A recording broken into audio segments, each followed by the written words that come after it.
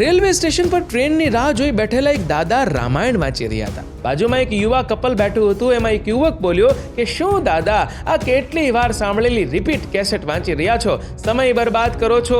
વાંચવું જ હોય તો ન્યૂઝપેપર વાંચો, મેગેઝિન વાંચો, આજના જમાના સાથે અપડેટ રહેશો. વણમાગી સલાહ આપી રહ્યો હતો ત્યાં ટ્રેન આવી ગઈ.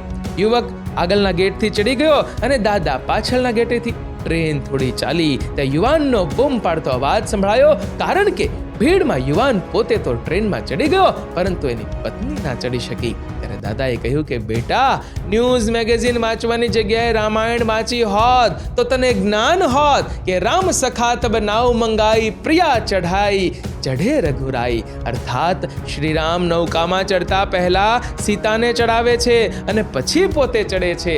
અર્થાત તું પણ પહેલા તારી પત્ની ચડાવેત અને પછી તું ચડેત. તારી સાથે આ ઘટના ન બનેત. મિત્રો, તમારું આ વિડીયો વિશે શું કહેવું છે કમેન્ટ કરજો, અને વિડીયો ગમ્યો હોય લાઈક કરજો અને શેર પણ. અને આવા જ બીજા પ્રેરણાદાયી વિડીયોઝ જોવા માટે સબસ્ક્રાઇબ કરો અમારી આ યુટ્યુબ ચેનલને.